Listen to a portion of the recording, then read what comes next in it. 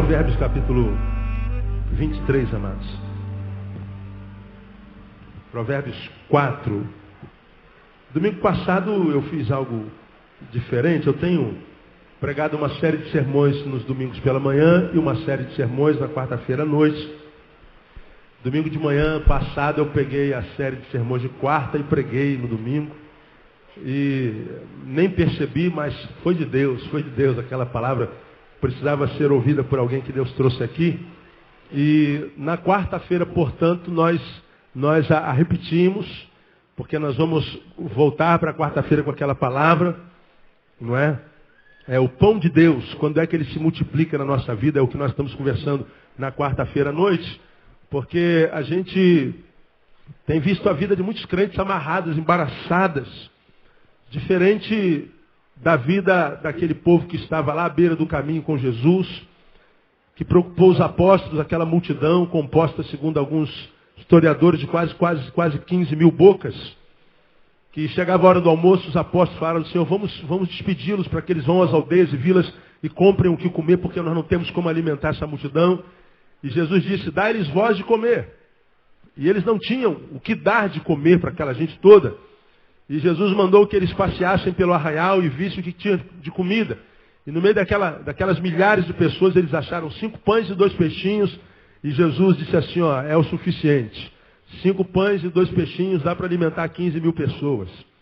E aconteceu isso. Aquelas milhares de pessoas foram alimentadas porque ele multiplicou o pão, se fartaram, não só matou a fome, o pão não só foi o suprimento de uma necessidade, mas o pão pode ser também fonte de prazer. Porque você sabe que até um tempo que a gente come é suprimento de necessidade, mas há um momento daí em diante que a gente continua comendo que já não é mais suprimento de necessidade. É prazer, não é? Você já está comendo além do que você precisa. Então você já não está comendo porque precisa, está comendo porque gosta. Né? E tem gente que manda ver, né, cara? Tem gente que... eu preguei no domingo passado, tem gente que estivesse naquela multidão, aqui presente, estivesse naquela multidão, o pão não dava, né? Que come, que é uma beleza. Mas o pão foi multiplicado, não é? Todo mundo se fartou, teve a graça de ter o pão transformado numa fonte de prazer, não só de necessidade, e mais, sobraram 12 cestos cheios. Então, Deus multiplica o essencial, multiplica o pão. E a gente tem conversado nas quartas-feiras que isso não tem acontecido na vida de muitos crentes.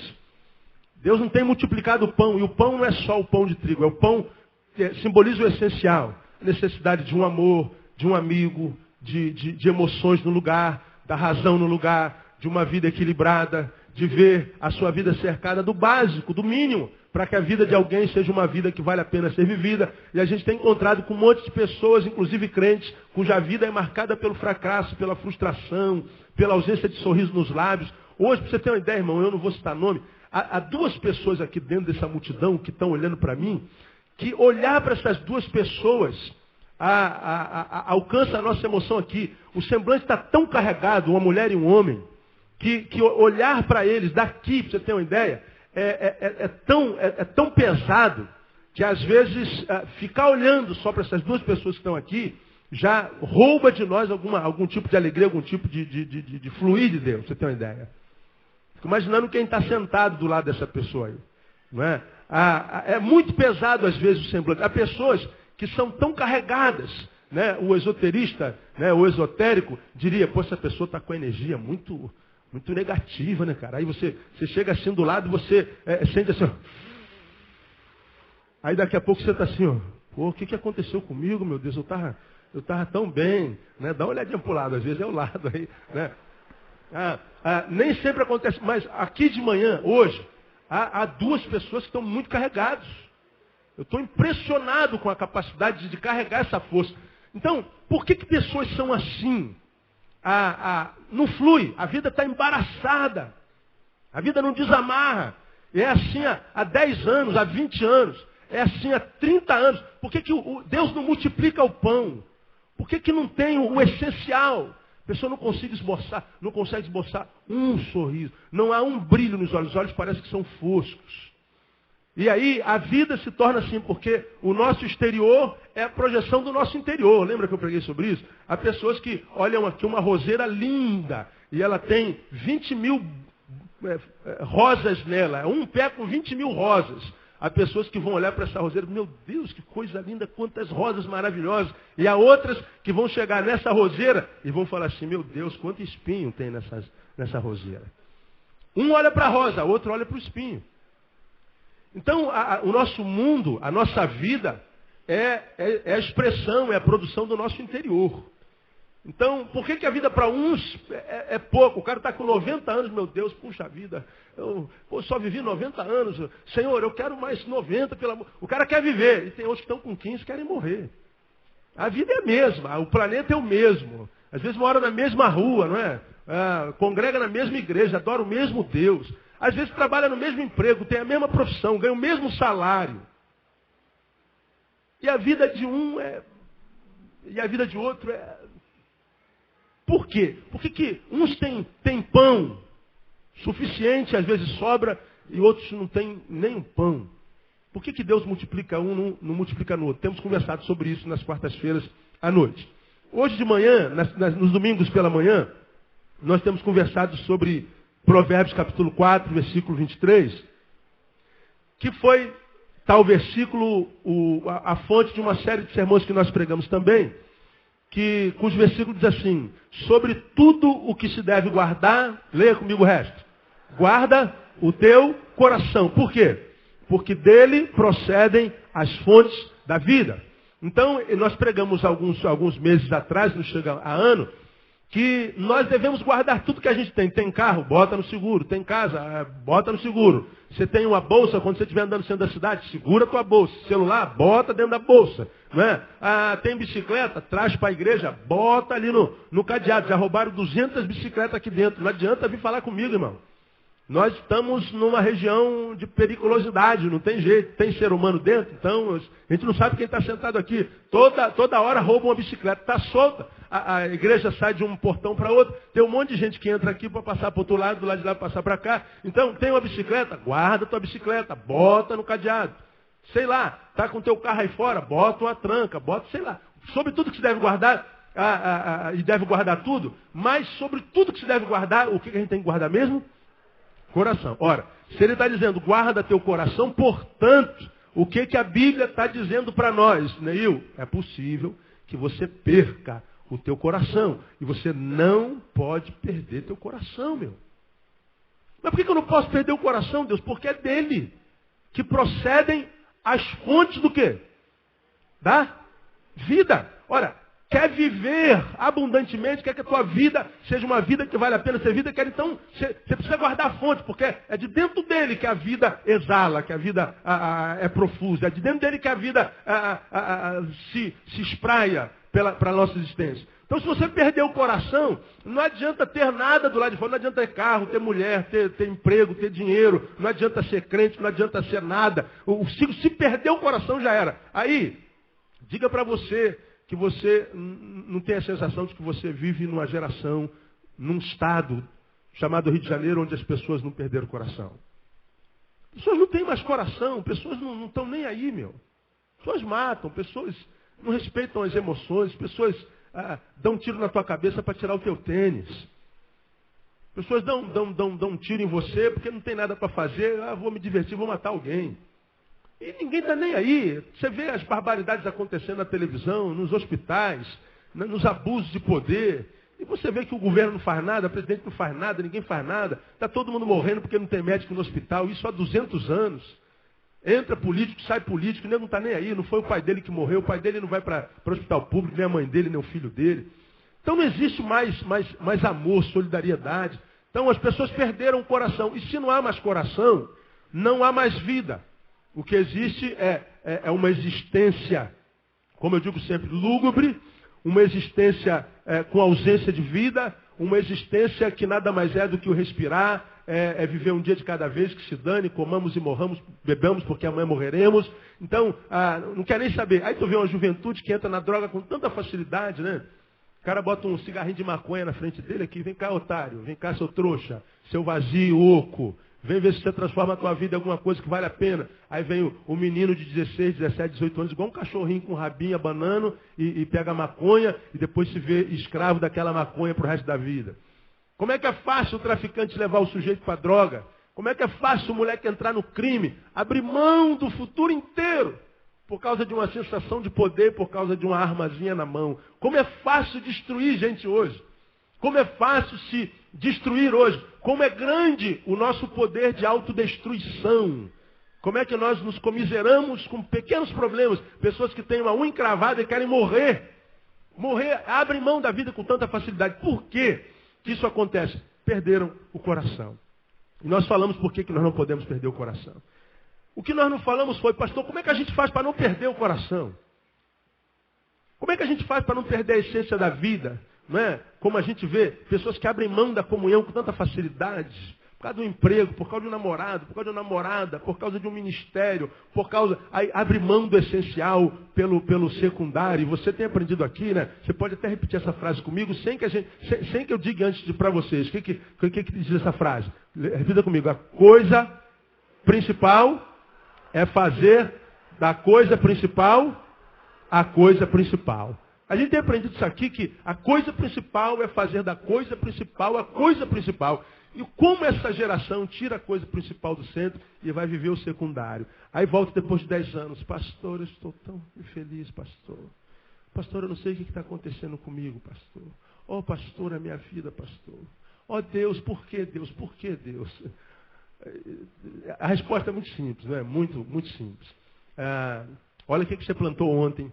Você vai saber o que você está colhendo hoje. E olha o que você está plantando hoje. Você vai saber onde é que você vai estar daqui a 5 anos, daqui a 10 anos. Você sabe exatamente onde vai estar. Não precisa de fé. É só você olhar para a vida que você está vivendo hoje. Né? Olha, pô, pastor, mas eu sinto até um prazerzinho de vez em quando. Mas isso é uma semente. Olha o que você está vivendo hoje. Hoje. Você vai saber onde é que você vai estar amanhã, daqui a 3, 5, 10 anos, quando você estiver com 30, 40, 50 anos. Você vai saber exatamente. Ah, pastor, então a gente pode saber o futuro? Pode, claro que pode. O futuro é plenamente discernível. É só você analisar o teu presente. Olha o que você está plantando hoje. Na tua vida profissional, você vai saber como é que você vai estar daqui a 10 anos. Olha o que você está fazendo com a tua vida espiritual. Você vai saber no braço de quem você vai estar daqui a 10 anos, ou então quando você estiver velho. Se no braço de Deus ou no braço do diabo. Você vai saber quem é que vai te dizer, seja bem-vindo, filho, no dia do juízo. Né? Porque você sabe que Mateus 25 fala muito claro sobre isso. Né? Ele vai dizer, vinde a mim o quê? Benditos de meu Pai, possuir por herança o reino que vos está preparado desde a fundação do tempo. Mas o outro ele diz, apartai-vos de mim o quê? Malditos. Para onde? Para o fogo eterno preparado para o diabo e seus anjos. Então você vai saber no braço de quem você vai estar amanhã. Quando você olha para o que você está semeando na tua vida espiritual hoje. Lembrando que amanhã é um tempo que não existe. Hoje você está vivo, você não sabe se amanhã você está vivo. Né? Você não sabe se vai envelhecer, se você vai ter o privilégio de envelhecer. Portanto, o hoje tem que ser um hoje como se fosse o último dia da nossa vida. Então, quem tem entendimento, entende. Quem não tem, sofra. Né? Não tem jeito. Então, pastor, como é que a gente guarda o nosso coração? Esses versículos nos ensinam. Versículo 24. Sobretudo deve guarda teu coração, porque dele procede as fontes da vida. Aí ele vai nos dizendo como? Desvia de ti o quê? A malignidade da tua boca. E alonga de ti a perversidade dos seus lábios. Então nós aprendemos domingo retrasado que a gente guarda o coração filtrando a produção dos lábios. Pastor, o que tem a ver a boca com o coração? Nós aprendemos naquele domingo lá. Ele está dizendo, desvia de ti a malignidade da boca. Ele diz, sobre tudo que se deve guardar, guarda o teu coração, porque dele procede as fontes da vida. É lá que a vida se aloja. Então como é que eu guardo o meu coração? Salomão me ensina. Desviando a malignidade dos teus lábios. Alongando de ti a perversidade dos teus lábios. Por quê? Porque a boca tem uma capacidade enorme de contaminar o nosso coração. E por que ela tem isso? Porque Mateus nos ensina no capítulo 15. Não é o que entra pela boca o que contamina o homem, mas o que sai. Saiu pela boca. Saiu de nós. Embora de nós tenha saído, é a nós que isso contamina. Quando isso se torna uma realidade, porque enquanto eu estou aqui, pregamos sobre isso lá, eu estou aqui olhando para o Davi. O que eu estou pensando a teu respeito, Davi? Não faz a menor ideia. Então está no campo subjetivo. Não virou matéria. O que você pode fazer com isso? Nada, nem o diabo. Agora, quando eu externo, suponho que eu esteja pensando algo ruim. Esse moleque é um safado sem vergonha, salafrário. Aí eu xingo você, filho da perdição, né? Aí a gente fala assim, mas por que você xingou o rapaz, pastor? Porque ele é isso mesmo. Aí eu estou achando que essa minha palavra maldita faz mal a ele. Também. Mas esse texto me ensina que ela está contaminando a quem? A mim mesmo. Então, é só você olhar no teu círculo de amizade, na tua família, ver se teu pai é desbocado, tua mãe é desbocada, teus amigos, sei lá, de cada 5 palavras, 7 é palavra maldita, de murmuração, de desagravo, de inveja, falando mal dos outros. Vê a vida dele como é que está. Dá uma olhadinha para você ver. Conhece alguém assim? Quantos conhecem alguém assim, irmão? Que a boca é murmúrio puro. Veja se não é miserável a vida dela. Vê se a vida não é toda embaraçada. Pastor, o que a gente faz? Pede a ela para limpar a boca dela. E se ela não fizer, vai morrer assim. Vai morrer assim. Vai passar pela vida sem conhecer a vida. Nasce, morre sem ter vivido. Isso é que é triste. Né? Produção dos lábios. Então nós falamos sobre isso naquele sermão todinho. É o que sai que me contamina. Não é o que eu como. O que eu como contamina o meu corpo. Né? Teve uma irmã que hoje entrou lá no meu gabinete e falou assim, pô pastor, cheguei ontem do passeio que foi uma bênção, mas de madrugada eu fui parar no hospital. Eu falei, mas o que houve, irmã? Abusei da linguiça. A comida lá, olha, se tem uma coisa que não tem naquele sítio, é espírito de miséria. Amém ou não, gente? Sítio bom, o pessoal não é miserável. Gostei daquele sítio lá, podemos voltar lá muitas vezes, ganhar o freguês. Tem sítio que tu vai, o cara é miserável, fica contando pão. Quantas pessoas vêm, pastor? 100. Então bota 100 pãezinhos pela metade. Miserável. Então a gente não volta nunca mais, né? Então, a irmã falou assim, pastor, comi muita linguiça, muita gordura. Foi para onde? No hospital. Contaminou o corpo. Mas essa linguiça não tem poder de contaminar o coração dela. O que contamina o nosso coração? O que contamina a nossa alma? O que sai da nossa boca. Então, como é que eu guardo o meu coração, que é fonte de vida? Filtrando a produção dos meus lábios. Então, irmão, coloca um guarda sobre a tua boca, porque ela pode fazer uma desgraça na sua própria vida, até porque 18, 21 de Provérbios fala sobre isso. A morte e a vida estão no poder de quem? Da língua. A nossa língua é um veneno que a gente carrega dentro da boca. Se morder essa língua aí, você morre envenenado, dependendo da tua língua. Mas tua língua pode ser fonte de vida também. Segundo, é o que eu quero conversar com vocês hoje. Como é que a gente guarda o nosso coração? Veja o versículo 25. Primeiro, a boca, para guardar o coração. Segundo, 25.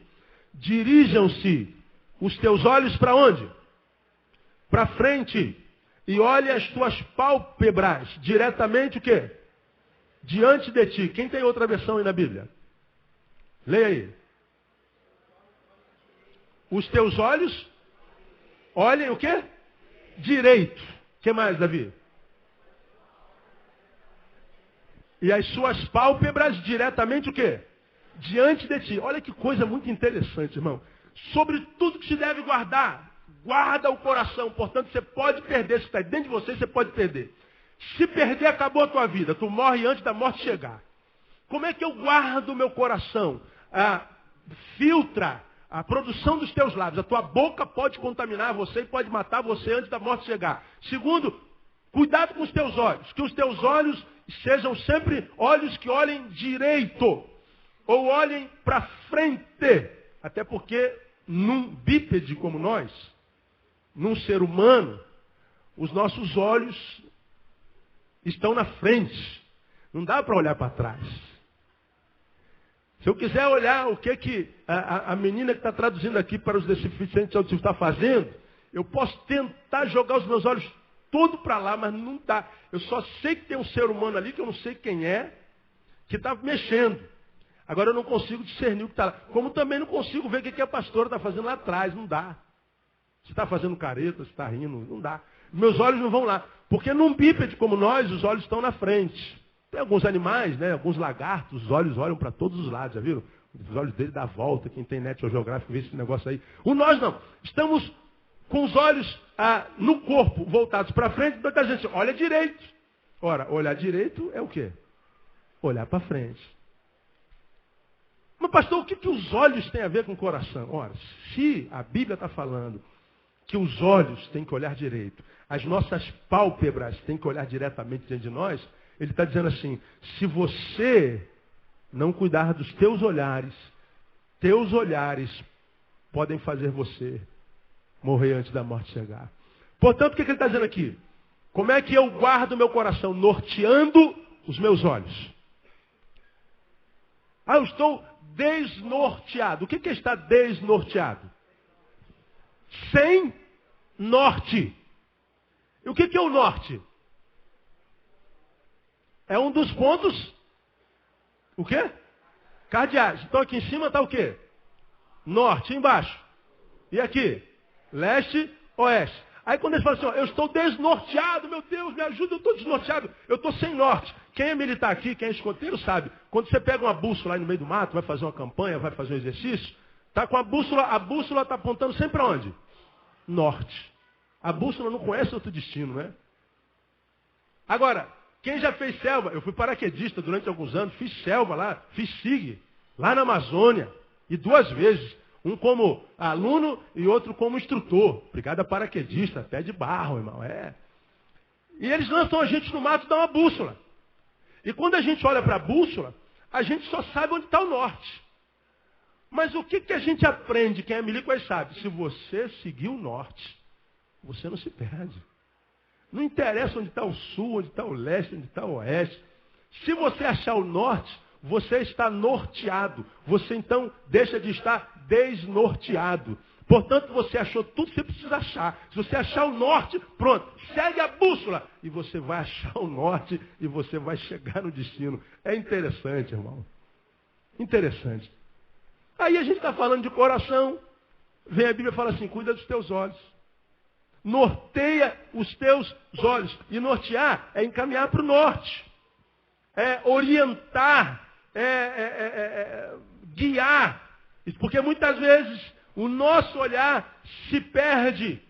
Talvez nós estamos tão bem na vida. Você já reparou? A gente achou o caminho, achamos nossa vocação. Estamos caminhando. E a gente está olhando lá o alvo. A gente sabe onde quer chegar, a gente tem um destino. A gente está estudando para isso, trabalhando para isso, acordando cedo, dormindo tarde, se abstendo de algumas coisas. A gente tem um objetivo na vida. De repente o nosso olhar se distrai. Sei lá, alguém nos chamou ali, alguém chamou nossa atenção ali, alguém nos fez uma proposta aqui, e a gente tira o olhar da frente e desvia o olhar. Nossa vida inteira vai por água abaixo. Quem aqui já bateu com o carro porque dormiu no volante alguma vez? Uma cochilada, sei lá, não precisou ter batido. Você subiu a calçada, matou um cachorro, sei lá, levante a mão bem alta assim. Ó, tem uma meia dúzia aí. Quanto tempo você dormiu para bater com o carro, Ramos? Milésimos de segundos. Você estava com o teu olhar na pista. Milésimo de segundo. Quando você tirou o olhar da frente, teus olhos foram para outro destino fechado, pum, teu carro bateu, atropelou alguém, caiu da moto, porque até na moto a gente dorme. Temos colegas que já morreram porque dormiram 1 segundo na moto. Os olhos foram tirados do lugar. Aí, a gente perde a vida. Ora, se eu tirar o meu olhar do foco, eu perco o meu coração. Eu tenho, portanto, que olhar os meus olhos com mais cuidado e com mais de confiança. Por uma simples razão. Vamos para Mateus, mais adiante um pouquinho, irmão. Mateus capítulo 6. Quero ler com você uma coisa interessante. São palavras de Jesus. Mateus, capítulo 6.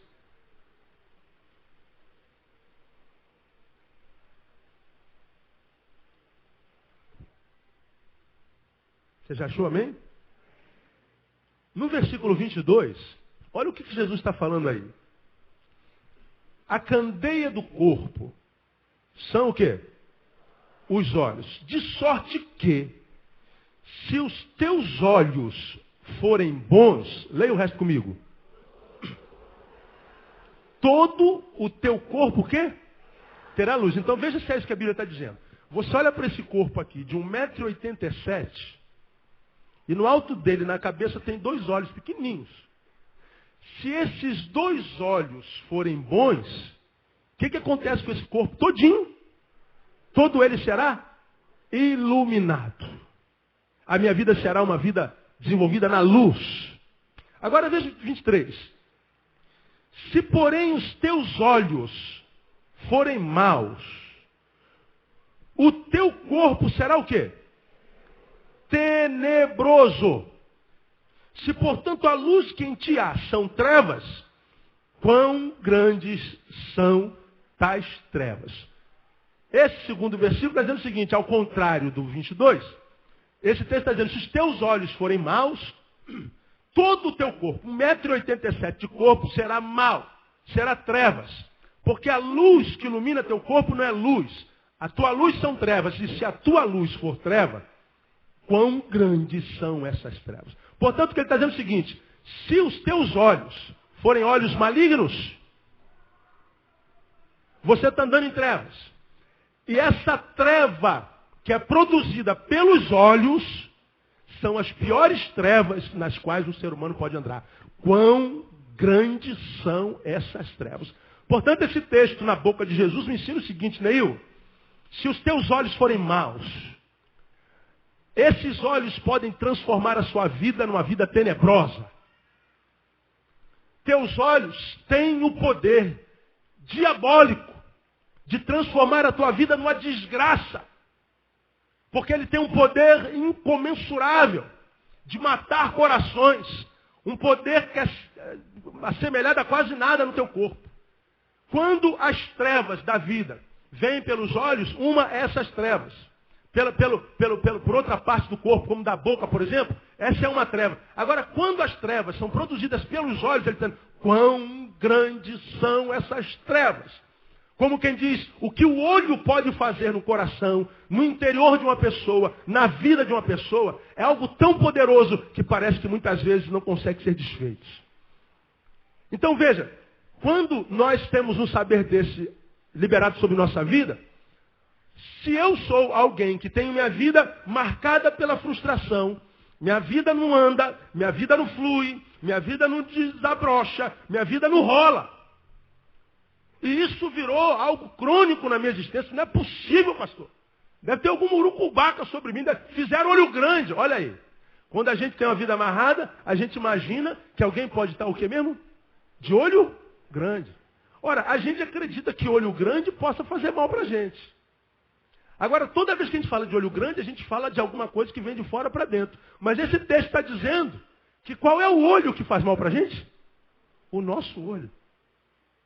É o olho grande ou o olho pequeno que vem de dentro para fora, não de fora para dentro.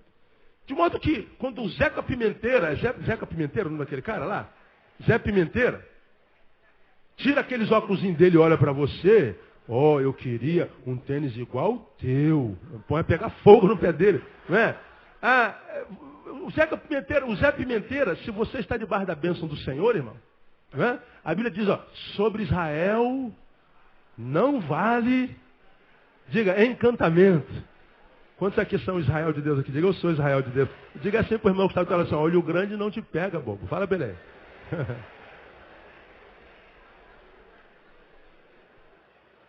Todavia deixou molhar o bico. Olho grande que vem de fora para dentro. Mas o que vem de dentro para fora, Jesus, não Neil, está dizendo, esse pode te pegar. E aqui eu queria conversar com você um pouquinho sobre olhares. Porque a gente pode olhar em muitas direções, mas há 3 direções para as quais a gente não tem jeito, a gente tem que olhar. Primeiro, olhar para a vida, como é que a gente vê a vida. E dependendo da forma como a gente vê a vida frutificará sobre nós. Segundo, como é que a gente olha as coisas. Não tem como passar pela vida sem olhar para as coisas que a gente tem, gostaria de ter, as coisas com as quais a gente sonha. Com os que pertencem à vida, mas não é vida em si. E a terceira coisa para a qual a gente olha, não tem jeito, tem que olhar, são as pessoas. E a vida se resume a isso. Ao olhar e a dinâmica que a gente dá para a vida, ao olhar que a gente faz para as coisas e olhar para as pessoas, para aqueles com os quais nós somos. E as quais nos ajudam a ser o que nós somos. São 3 direções. Como é que a gente tem que olhar para a vida? Para que a nossa vida seja uma vida que vale a pena. Vamos a Filipenses capítulo 3. Deixa eu mostrar algumas coisas para vocês aqui, rapidinho, nesses minutinhos que a gente tem pela frente. Filipenses capítulo 3. Porque nós já sabemos que o meu olho pode me matar, o teu olho pode te matar. Sabemos que os nossos olhos podem gerar uma treva tão profunda que muitas vezes parece que nem a luz de Deus consegue iluminar. Então eu tenho que nortear os meus olhos, e a Bíblia diz que nortear meus olhos é guiar meus olhos, olhar para frente, olhar adiante. E a Bíblia diz que quando o assunto é vida, em Filipenses capítulo 3, nós vemos lá no versículo 13, algo muito interessante. Você já abriu Filipenses 13, sim ou não? Muito bem, versículo 13. Irmãos, Paulo falando, quanto a mim, não julgo que o haja alcançado. E do que ele está falando? Da salvação em Cristo Jesus. Ele não sabe. Ele está dizendo aqui, no conhecimento dele daquela hora, ele não sabia ainda se já tinha alcançado a plena salvação ou a estatura de um homem perfeito e santo. Mas ele está dizendo assim, quanto a mim eu não sei. Aí parece que ele muda de assunto. Mas uma coisa faço. E o que ele faz? É que, esquecendo-me o quê? Das coisas que atrás ficam e avançando o quê? Para que estão adiante de mim, o que ele faz? Prossigo para o alvo, pelo prêmio da vocação celestial de Deus em Cristo Jesus. Olha o que Paulo está falando aqui. Esta é a forma como eu olho a vida. Eu olho para a minha vida e a nossa vida é composta de quê? Porque nós somos seres cronológicos, temos um início e temos um fim. Portanto, nossa vida é marcada pelo contexto histórico. Nós temos um passado, temos um presente e temos um futuro. E você sabe que embora nós só possamos viver no presente, sabemos que o passado e o futuro têm a capacidade em nós de influir no presente que nós podemos viver. Você sabe que nós, embora estejamos vivendo hoje, dia 20 de julho, você sabe que o que nós fizemos ontem tem um peso muito grande no que nós estamos vivendo hoje. Quantas pessoas me pararam no caminho aqui, chegando à igreja? Puxa, pastor, que dia legal nós tivemos ontem. Outros falaram assim, poxa, será que a gente vai ter outros dias desses? Pô, que dia legal. Ele está aqui vivendo hoje com a cabeça no ontem. E esse ontem que ele está lembrando é um ontem que está trazendo uma herança gostosa para o hoje. Agora, os nossos ontens só têm lembranças gostosas? Não. Há pessoas que estão aqui que não são felizes desde quando a mãe morreu, há 30 anos atrás. Nunca mais foi feliz. Há pessoas que estão aqui, mulheres que nunca mais foram felizes desde que o marido foi embora, há 15 anos atrás. Vice-versa, maridos que são infelizes desde quando aquela mulher foi embora, há 20 anos atrás. Há pessoas que não acreditam mais que existam homens que prestam porque ela foi machucada por todos os homens com os quais ela se relacionou. Então ela pega aqueles 3 homens que feriram-lhe a alma e diz assim, ó, todos os homens do mundo são iguais, ninguém vale nada. Da mesma forma, homens que foram feridos e traídos por pessoas no passado, que agora quando olha para a mulher vê um produto a ser usado, é um produto descartável. E ele quer ferir mesmo, ele quer machucar. E ele acha isso legal, porque a mulher é tudo igual. Ninguém vale nada. Pessoas que não acreditam mais em Deus, porque no tempo da maior dor dele, ele falou com Deus e Deus não respondeu. E a gente sabe que isso é um equívoco.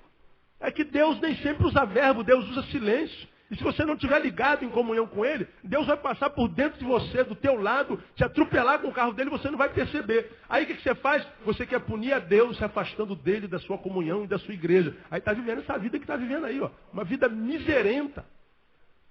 E a vida hoje está nessa miséria por causa de heranças que trazem do passado. E outros não conseguem viver uma vida no tempo de hoje boa, porque tem medo do futuro, tem preocupação exacerbada, tem ansiedade crônica. Meu Deus, ela vai operar no dia 21 de dezembro, mas hoje ela já não dorme.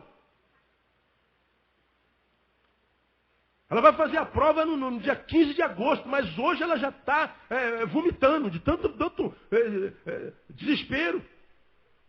Pessoas que trazem o amanhã e lançam de tal forma naquele dia que se chama hoje, que o hoje não consegue ser vivido, porque está completamente invadido pelo amanhã, que também está completamente invadido pelo ontem. E aí o amanhã e o ontem fazem uma pressão tão forte no hoje, que o hoje não vale a pena ser vivido. Aí a pessoa tem depressão, A pessoa não consegue dormir, aí não consegue dormir algumas noites, vai ter que tomar remédio psiquiátrico, aí se vicia nesse remédio, e aí não consegue mais viver sem esse maldito desse remédio. E aí a vida é uma vida artificial, porque o organismo, seja no bio ou no psíquico, não está funcionando a pleno vapor, está funcionando por causa do estímulo exterior, que é remédio, que é farmacológico, e aí a vida vai perdendo o colorido, e a gente não sabe por quê.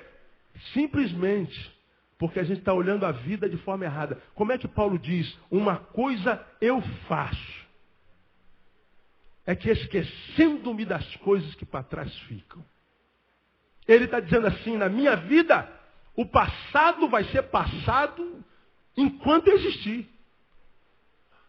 Ele está dizendo, o passado precisa ser passado. Nós temos que deixar o passado ser passado da nossa vida, se queremos que a nossa vida, enquanto hoje, seja um hoje que vale a pena. E ele está dizendo, prossigo para o alvo da soberana vocação que é em Cristo Jesus. Ele está dizendo assim, olha, o meu passado não vai influir com relação àquele lugar para onde eu vou fitar os meus olhos. Porque há um passado aqui me carcomendo. Há alguma coisa me culpando aqui atrás, há alguma coisa gerando amargura aqui atrás, para que eu tire o foco da minha visão, para que eu tire a minha visão do foco, e eu fico olhando para trás, eu fico remoendo, fico desenterrando o cadáver, eu não permito que o cadáver seja enterrado, e em vez de olhar para o foco, para o alvo, aonde eu quero chegar, eu fico olhando para de onde eu saí, ou pelo menos de onde eu deveria ter saído. Não tem como ser feliz, irmão, se o passado de um ser humano não se transformar em passado. Quantos milhares de seres humanos estão assim, agarrados ao passado de uma forma tão grande, querendo vingança, sendo carcomido pela amargura, pela tristeza. Aí a vida, enquanto futuro, perde toda a perspectiva de ser. E pastor, o que está acontecendo? É isso aqui. Não precisa de gabinete, irmão. Isso aqui é um gabinete coletivo. Isso aqui é a resposta para um monte de respostas que muitos de vocês têm buscado na vida. Tem que deixar o passado ser passado. Ah, pastor, mas ele me machucou muito. Eu falo sobre isso aqui todo domingo. Sim, mas isso foi há 10 anos atrás, meu. Isso foi na semana passada. Não adianta que a semana passada não vai voltar. Portanto, se ele te machucou na semana passada, se você continua sentindo dor, já não é mais ele, é você. Você já aprendeu aqui que não é o que fazem conosco, é o que a gente faz com o que fizeram conosco. E eu estou aqui querendo que o homem morra. Quem está morrendo sou eu. Eu estou aqui querendo que aquele chefe tenha um câncer no estômago. Daqui a pouco quem está com câncer sou eu. Você sabe que nenhum câncer acomete um ser humano sem que antes ele tenha tido um problema psicológico muito grave e profundo. O câncer é um problema emocional. E nunca, em tempo algum na história da humanidade, se teve tanta gente com câncer. Câncer dificilmente pega quem está muito bem com a vida. Quem sorri, quem curte, irmão, cada instância do dia, quem curte um passarinho voando, quem curte colocar o pé na grama, quem curte o cachorrinho que tem em casa, quem curte cada minuto, cada música, quem curte as coisas boas da vida. Mas não, a gente fica esperando que coisas grandes aconteçam na nossa vida para que a nossa vida valha a pena. Coisas grandes não acontecem na nossa vida todo dia. São as macro coisas. Lembra que eu preguei sobre isso aqui? A gente fica esperando a macro coisa, quando na verdade tem milhões de micro coisas acontecendo que a gente não valoriza. E se a gente fosse unir as milhões de micro coisas que acontecem, você ia ver que todo dia acontece uma macro coisa na nossa vida, só que desconfigurada em pequenos pedaços. Pequenos pedaços. Mas a gente está esperando que uma coisa fenomenológica aconteça. Não acontece todo dia na vida, tem vida que não acontece nunca. Agora, se toda vez que você acorda, irmão, você olha para a vida e fala assim, meu Deus, acordei mais uma vez, se eu estou vivo ainda há esperança. Agora, se você acorda e acorda com ódio, acorda e acorda com desejo de vingança, acorda e acorda pensando no que ele te fez há 20 anos atrás, acordar para quê, irmão? Aí a vida fica assim, ó, como alguns de vocês estão. Com essa cara de eu sou uma infeliz, eu sou um infeliz. E fica mendigando que todo mundo tenha pena de você, e que todo mundo fique atrás de você, que visite você, que ligue para você, que mande um torpedo para você, que mande um e-mail para você, que mande um cartãozinho para você, que quando você chegar na igreja te dê um abraçozinho, que sente no teu colo, diga que você está bonita. Que a gente faz isso uma vez, 2 vezes, 3 vezes. Mas ninguém faz isso na vida de ninguém, a vida inteira. E eu não posso esperar por ninguém para que eu possa ser feliz. Eu tenho que ser feliz comigo mesmo, no nome de Jesus. Então, cara, se o teu passado já te machucou, deixa esse passado ser passado, libera esse passado. Esqueça-se das coisas que para trás ficam. Você imagina se Paulo não esquecesse das coisas que estavam atrás da vida dele, irmão? O cara consentiu na morte de quem? Estevão, um dos melhores crentes que já passou pelo planeta, meu. Foi ele que matou Estevão. Foi ele que deu a ordem. Ele entrava nas igrejas e pegava os pastores pelo cabelo e vinha arrastando. Em nome da sua religião. O passado desse cara, se o diabo tem esse passado na mão, o diabo acaba com Paulo. Mas o que Paulo falou para o diabo? Diabo, não tenho passado, Paulo. Diabo, não adianta caçar aqui atrás, que não tem passado para você pegar e jogar na minha cara. Porque o meu pecado foi apagado pelo sangue do Cordeiro. Você não tem do que me acusar. E o diabo fica doido, rodando atrás de você, procurando alguma coisa para jogar no teu presente. Não tem. Porque a Bíblia diz que Deus, por amor a nós, tem amnésia, não é? Dos vossos pecados, não me lembrarei mais. Quem não se lembra é retardado, irmão. Não tem como lembrar. Você se lembra do que aconteceu quando você era garoto, você tinha 8 anos daquele tombo. Você se lembra quando caiu de bicicleta, pelo primeiro beijo que você deu na boca, você lembra. Você lembra de quando aquele garoto roubou o teu sorvete e saiu correndo na escola. Você não esquece. Agora Deus fala assim, ó, por amor de vocês, eu fico retardado. Eu não me lembro. Lembra do pecado de Davi, Deus? Que pecado? Davi cometeu algum pecado? Eu não me lembro de Davi ter cometido pecado. Aí ele criou um versículo para Davi e para nós. Bem-aventurado o homem a quem Deus não imputa pecado. Mas ele pecou? Não vi, gente. Como não, Deus? O senhor está parecendo político? Não. É que por amor a essa gente, pelo sangue do meu filho, o pecado dele é apagado, é lançado no fundo do mar. E nós não temos passado, portanto. Nós é que ficamos remoendo o nosso passado. Paulo está dizendo uma coisa, eu faço, eu esqueço e prossigo para o alvo. Então é assim que a gente tem que olhar para a vida. Deixando o passado ser passado, encarando o presente como tudo que nós temos na vida a ser vivido e lembrando que amanhã é um tempo que não existe. Portanto, eu não posso deixar de dormir por causa de amanhã. Então você que está aqui, irmãos, tem um monte de gente doente na nossa igreja, tem 200 e-mails lá com gente doente, vai operar, está com caroço aqui, está com caroço ali, você já não está dormindo. Ai meu Deus, pastor, eu vou fazer um exame no dia 10 de agosto, pastor, e apareceu um carocinho aqui, não sei, Jesus. Aí, esse carocinho, de repente é um mosquitinho que te mordeu e não sarou. Virou uma verruguinha, mas você já idealizou. É câncer, eu já estou vendo esse caroço crescendo, vai ficar do tamanho de uma laranja, eu vou ter que arrancar meu seio, mas quando arrancar meu seio já vai ter distribuído pelo meu corpo todo. Ai meu Deus, eu vou morrer. Aí quando vai lá, faz a mamografia. E aí doutor, você está um mês sofrendo o câncer que vai te matar. Não, isso aqui foi um mosquito que mordeu. Vamos passar, diga uma pomada aí. Passa uma pomada aí 3 dias. Aí daqui a 3 dias não tem mais caroço. E você perdeu 2 meses da vida. 1 mês da vida. Que muitas vezes vão deixar frutos, sequelas infinitamente maiores do que aquela até que o câncer poderia gerar. Aí vem Jesus e fala assim, filhos, não andeis ansiosos por coisa alguma. E a ansiedade é a antecipação do tempo que não existe, do amanhã. Como é que eu tenho que olhar para a vida? Olhar para a vida como a vida tem que ser olhada. Deixando o passado ser passado. Estabelecer o presente como tudo que eu tenho na vida. Lembrando que amanhã é o lugar de todas as possibilidades. Embora esse amanhã não exista. Se eu não olhar assim, eu morro. Como é que eu olho para as coisas? Mateus capítulo 6, versículo 25, Jesus nos ensina.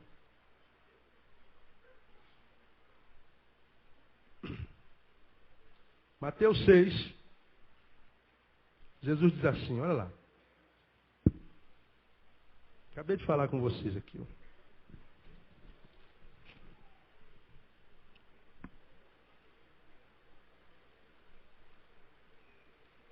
Não estejais ansiosos quanto à vossa vida, pelo que é a vez de comer, pelo que é a vez de beber, nem quanto ao vosso corpo, pelo que é a vez de vestir. Não é a vida mais do que o alimento e o corpo mais do que o vestiário. Então Jesus está dizendo assim, a vida você tem passado, presente e futuro. Então deixa o passado ser passado, o presente como hoje e o amanhã como se não existe. E com relação às coisas, quanto que é a vez de comer, não se preocupa com isso. E vestir, pastor, não se preocupa com isso. Isso não é problema teu. É o que Jesus está falando aqui. Não é problema teu. Olha os lírios dos campos. Olha o 26. Olha as aves do céu. Não semeiam, não enceifam, nem ajuntam em celeiros. Vosso Pai Celestial as alimenta. Não valeis vós muito mais do que elas. Irmão, você vale mais do que um pardal, do que um tizil. Diga, irmão, que está ao teu lado. Você vale mais do que um trinca-ferro, irmão. Fala pra ele.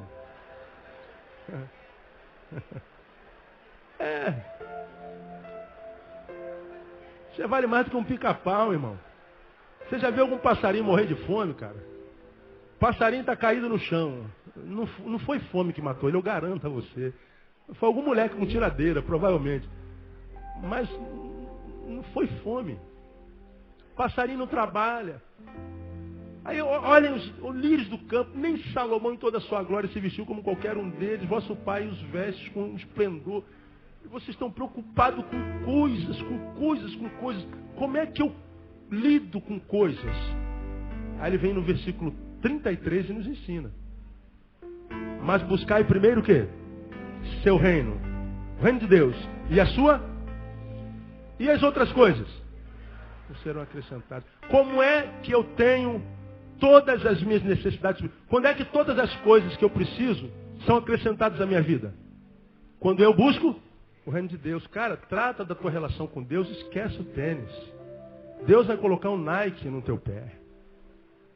Vai cuidar da tua relação com Deus, esquece o vestibular. Estudando, evidentemente. É não deixando de dormir por causa da... Deus vai fazer você passar na federal, irmão. Vai cuidar da tua relação com Deus, que Deus vai te dar um varão, Patinho. Deus vai te dar uma varoa. Agora tu fica tão vidrada lá no varão. Deu varão. Quanto mais você pede varão, mais varinha aparece. Não vale nada. Ah, varoa. Mulher de Deus. Só aparece do inferno. Como é que eu acho uma mulher de Deus? Me aproximando de Deus. Irmão, as mulheres de Deus estão aonde? Na presença de Deus. Onde é que estão os homens de Deus? Na presença de Deus. Então onde é que eu tenho que achar o homem de Deus e a varoa de Deus? Na presença de Deus. Agora tu quer achar um varão de Deus, vai pra balada. Ah, vai te catar, irmão. Vai morrer de tristeza. Eu quero achar um homem de Deus, eu vou pra onde? Eu vou pro carnaval. Pô, cara, é difícil isso. Precisa ter fé, cara. Precisa ter fé.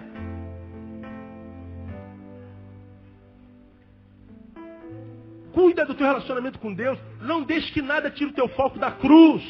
Não deixe que nenhuma necessidade, emprego, conta a pagar, homem, mulher, carro, prosperidade, nada disso, tudo isso é importante. Mas nada disso é problema teu. Teu problema é cuidar da tua relação comigo, filho meu.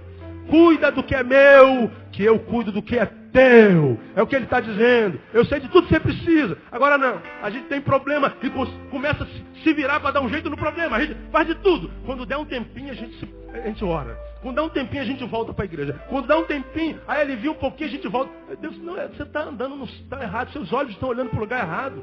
Seus olhos vão matar teu coração. Seus olhos vão fazer teu coração se perder. Porque você está lidando com coisas de forma errada. Coisas. Nós lidamos quando lidamos com Deus. Agora não, o cara passa na faculdade, some da comunhão. Estou estudando, pastor. Então estuda, seu miserável. Se transforma no médico. Se transforma no doutor. Você vai ver o doutor com dinheiro no bolso, desgraçado. Como essa geração de gente rica, que tem tudo. Tudo. Menos o essencial, que é a alegria para curtir tudo que tem. Como eu digo, são tão pobres, mas tão pobres, que tudo que tem é dinheiro. Mas nada.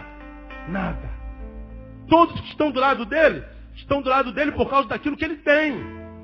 Todos que estão do lado dele por causa daquilo que ele possui, mas não por causa daquilo que ele é. Porque se ele perder tudo que ele tem, é como filho pródigo. O que sobra é lavagem, a companhia de porcos. E a gente valoriza essa gente toda. Não estou falando que você tem que se afastar dos seus amigos. Agora, você não pode abrir mão de estar com o melhor de todos os amigos. E Jesus é o amigo melhor, amado. Lembra quando você cantava? Jesus é o amigo melhor. Era molequinho, ó. Jesus é o amigo melhor. Jesus é o nosso Salvador. Jesus é o amigo melhor. Cantava isso com 4 anos de idade. Melhor, melhor. Jesus é o amigo melhor. Melhor, melhor. Jesus é o amigo melhor. É versário. Agora a gente abre mão de Jesus por causa dos amigos. Você tem esses amigos que... vai te catar, não tem que sofrer mesmo. Você me desculpa, irmão. Eu às vezes vejo seres humanos sofrendo, eu não tenho pena, não. Aí o cara fica com raiva de mim. Porque acha que a gente tem que estar babando o tempo inteiro. A gente, cara, meu Deus do céu, isso aqui é lição de... Isso aqui é precioso demais. Quer ter um carrinho legal? Quero, pastor. Então, cola em Jesus. Ele é o dono de todas as lojas de automóveis. Eu quero ter minha casinha própria, pastor. Então eu vou trabalhar igual um condenado. E quando eu comprar minha casa, eu volto para a igreja. Você vai comprar a casa, vai perder o lar. Cola em Jesus. Jesus tem todas as chaves. Quando ele abrir uma porta, ninguém vai fechar. Porque a porta que ele abre, ninguém fecha, irmão. Pelo amor de Deus. Tem um cara que está cantando aí agora no Brasil, Lázaro. Quem conhece o Lázaro aí? Lázaro, quando saiu do Olodum, eu estava ouvindo o DVD dele, passou por um perrengue danado. Tinha vez que ele acordava, não tinha nem pão para comer. Aí eu pergunto, como é que você pode? Você agora é crente, você agora está passando fome, como é que você explica isso? Ele, porque nem só de pão vive o homem. Eu gostei dessa palavra dele. Nem só de pão vive o homem, mas de toda palavra que procede da boca de Deus. E a gente, por causa do pão, das coisas, a gente abre mão daquilo que procede da boca de Deus. Deus está dizendo assim, como é que eu lido com coisa? Não abra mão do que procede da boca de Deus. Deixa eu terminar, porque já se vai muito tempo, nosso tempo já foi. E a terceira coisa para que eu olho é para pessoas. Como é que eu olho para as pessoas? 1 João. Terminei. Lá no finalzinho, perto de Apocalipse, primeira epístola de João, não é o Evangelho. Primeira epístola de João, capítulo 1. Irmão, hoje a nossa geração é movida por sexualidade. É sexo o tempo inteiro. Bom, eu não sei contar vocês, eu gosto muito de sexo. Quem gosta de sexo aqui, irmão? Sinceramente, levanta a mão. Só nós, só? Quem gosta de sexo aqui? Levanta a mão bem alto. Não tem vergonha, não? Ah, bom. Tem gente que não gosta, eu respeito.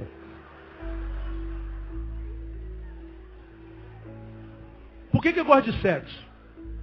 Porque foi Deus quem colocou isso em nós. Ou você acha que esse tesão que você tem foi o diabo que colocou? Não, irmão, isso é coisa de Deus.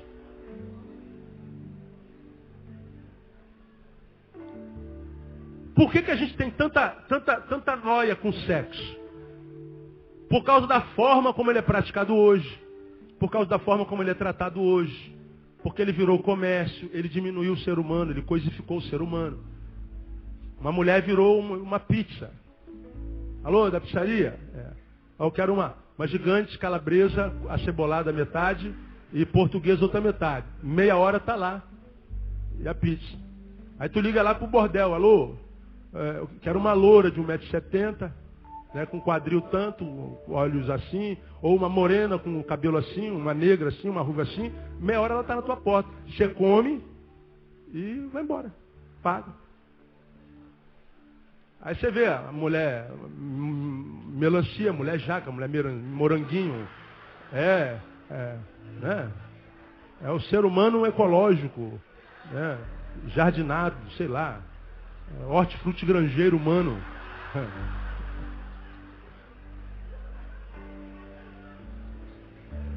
Aí aparece mulher fruta de tudo que é jeito.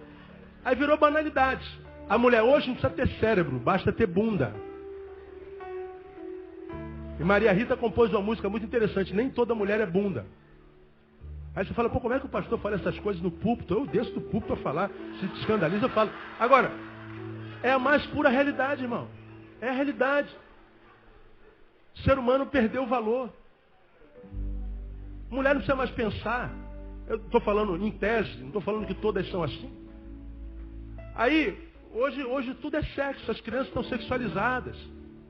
Você vai comprar fralda, tem alguém pelado. Você vai falar de cigarro, tem alguém pelado. Você vai promover o futebol, tem gente pelada. Vai vender caixa de som, tem gente pelada ouvindo um som.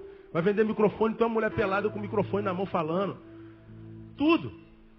Promoção do lesbianismo. Eu não aguento mais ver a filha de Gretchen. E aquela ex-namorada. Eu não aguento mais. Todo canal que você passa, está lá aquela. Não aguento olhar para aquela gente. Não aguento ver o programa da como é o nome dela? Da Luciana. Promoção do homossexualismo o tempo inteiro. Ser homossexual hoje é quase uma virtude. Chega o médico e fala, gente, desculpa, gente, mas eu sou hétero, eu sou homem, desculpa, não tem culpa. Vai ser pecado ser homem e ser mulher. Porque tudo está em volta do sexo. O sexo parece que é a coluna vertebral do ser humano. Então todas as nossas relações são sexualizadas. Sexo é uma bênção, é Deus que colocou isso em nós. Se não fosse sexo, você não teria nascido, seu mané.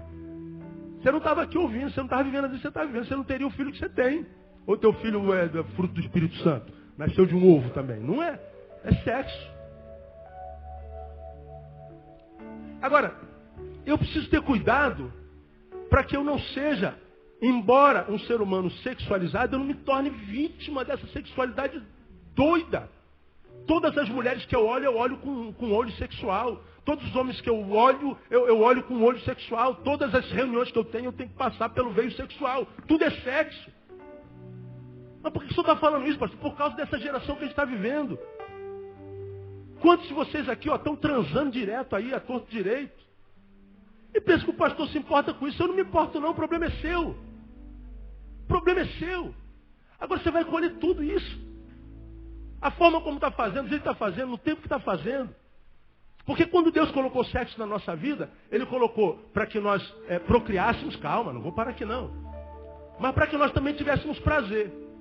Quando ele é legítimo, quando eu posso ter prazer, mas caso venha a procriação, que é o sentido natural disso, eu possa então criar o fruto dessa criação que veio do sexo prazeroso, sem que isso cause escândalo, sem que isso cause constrangimento, sem que isso seja nada antinatural. Agora, você que está fazendo sexo hoje, se vier um bebê, vai gerar escândalo? Vai gerar distúrbio nessa criança que não tem um pai ou uma mãe capaz de ser criado como tem que ser criado? Você tem condições de, caso você que só faz sexo por prazer, por sacanagem, se vier uma criança, você vai poder sustentar esse negócio com decência, como uma criança tem que ser sustentada? Tem uma família balizada para isso? Não, não tem. Então não devia estar fazendo. Porque você está fazendo o sexo de uma forma paraplégica. Você não pode fazer ele integralmente. Se é um homem e uma mulher que construem uma família no Senhor, como diz a sua palavra, você pode fazer o que você quiser. Você nem ter filho, pode casar 200 anos e não ter filho nunca. E o sexo vai ser só para prazer. Agora, é pecado não, por quê? Porque se vier um bebê, ele está bem, ele está no lugar certo para nascer. Agora, você que está aí, vivendo essa vida, que quer comer todo mundo, não pode ver uma mulher só ver um produto, ver um quilo de carne. Ver um homem não vê um homem, vê um falo. O que é falo, pastor? Vê no dicionário, você vai saber. E pior, você vive numa geração que quando você é assim, doente sexualmente na cabeça, você é admirado pelas pessoas. Pô, fulano é um garanhão. Pô, esse cara pega todas. Pô, essa mulher é brincadeira, não dá mole. Quando morrer, já se curtiu a vida. Aí você não sabe que a admiração que tem por você é só enquanto produto. Não admira um ser humano que você é. Admira um pedaço de carne que você é. É um processo de diminuição de si mesmo. É falta de amor próprio. Ele não sabe o que é a vida amarra. Porque você está olhando pessoas, não como pessoas, mas como objeto de consumo. E só. É como objeto de prazer. É prazeroso mesmo. Aquela mulher, ela me dá muito prazer. Mas ela não é só um pedaço de carne. É alguém com quem eu desenvolvo uma relação humana. Não é só carne, há espírito, há amor, há coração. Há o desenvolvimento de relação do ser. Não é como o cachorro e a cadela que estão lá na rua, cruzam e ficam agarrados, não estão nem aí. Nós não somos animais e nós vivemos num tempo onde o homem se animalizou. Aí acha que essa forma como você lida com a sexualidade não vai trazer implicações à tua vida. Deixa eu falar uma coisa para você que está aqui, seu Dom Juan. Você está aqui na igreja, pegando as crentes, você está pegando uma serva de Deus. Ela pode estar em pecado, ela pode estar vivendo uma vida completamente errada, mas Jesus morreu por ela. E você vai dar conta disso a Deus. Você que está aqui brincando com as emoções dos varões que são daqui, que são de Deus, irmã. Você que é Maria Maçaneta, todo mundo bota a mão em cima. Você que está aí nas reuniões, fazendo encontros, e acha que o pastor vai ficar atrás dos pecadores e das pecadoras. Pensa que eu sou algum idiota. Pensa que eu sou desinformado. O pastor não sabe de nada. Você é quem pensa que eu não sei. Agora, eu não sou caçador de pecador. Não é meu papel. Meu papel é mostrar a verdade. Se você vai seguir a verdade ou não, o problema é teu. Agora, quando você toca num homem desse, você está tocando no nome de Deus. Não pensa que vai passar impune, porque não vai. Porque se toca na minha filha, não passa impune. Imagina tocar na filha de Deus.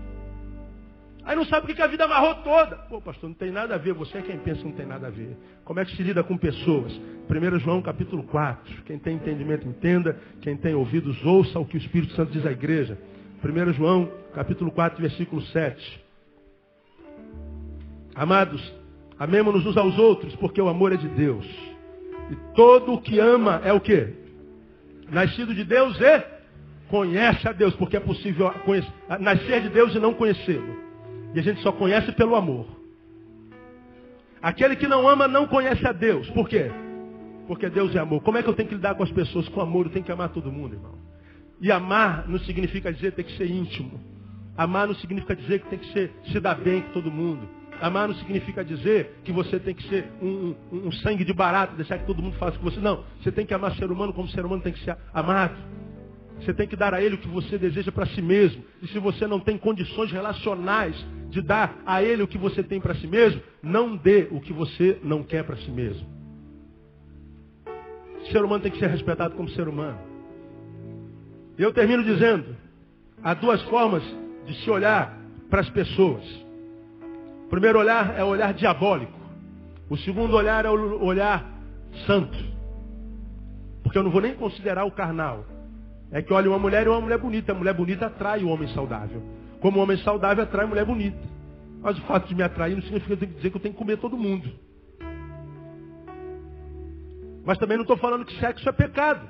No seu tempo, na sua hora, da forma que convém, racional.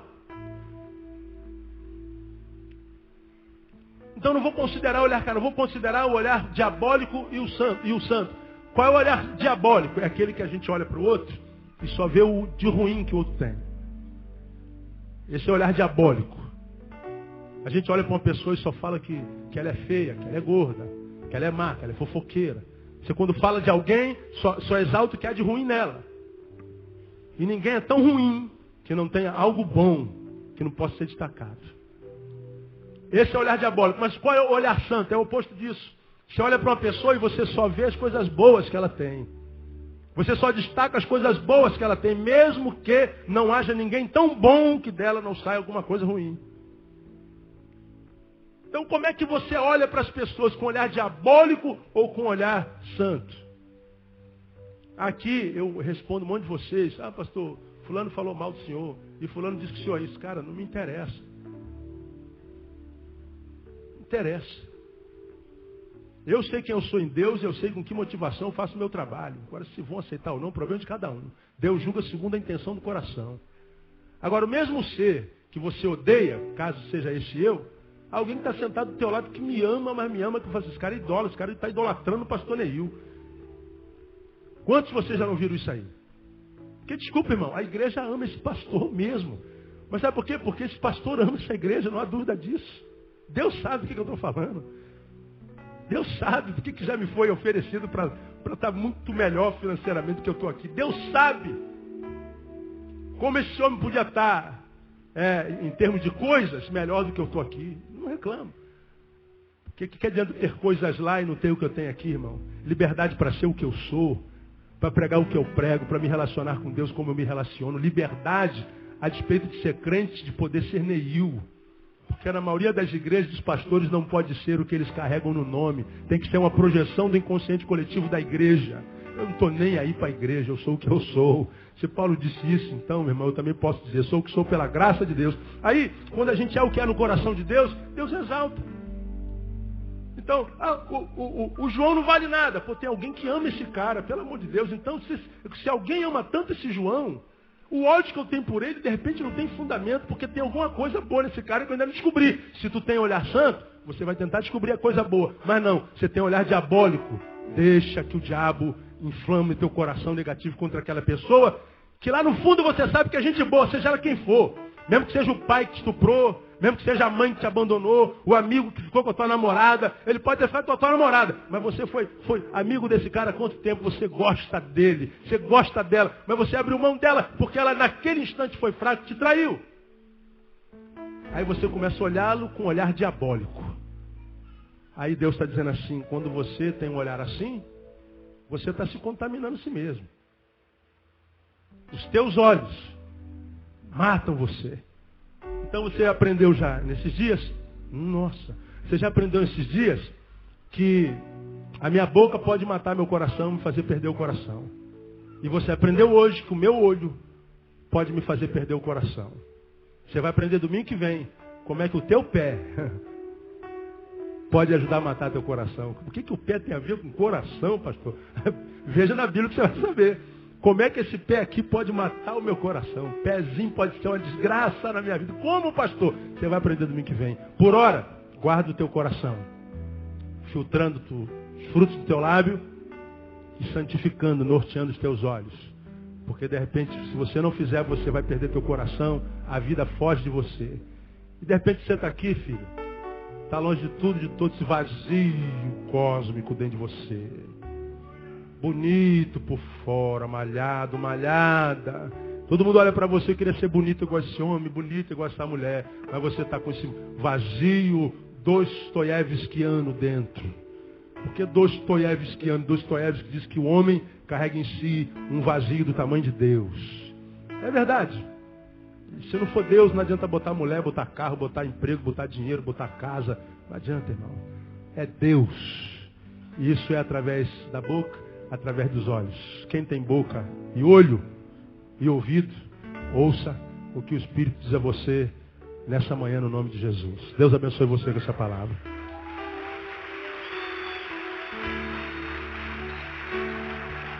Aleluia. Vamos orar. Deus, diante de nós, a tua palavra. Palavra que não vale de nada se nossos ouvidos não forem santos. Como nem todos aqui são santos e se importam com santidade, Deus, eu te peço que aqueles cujos ouvidos são santificados, que querem filtrar os frutos dos lábios e querem nortear os seus olhos, portanto querem ter uma vida que vale a pena, até o fim da vida, a estes e por estes eu rogo. Ajuda-os a reter essa palavra, para que no tempo oportuno ela possa frutificar a 100 por 1, e que de cujo fruto teu filho possa se alimentar até o dia de Cristo Jesus. Nós oramos assim e os abençoamos em nome de Jesus, o nosso Senhor. Amém. Aleluia. Vou em paz até logo mais às 18 horas. Traga seu amigo.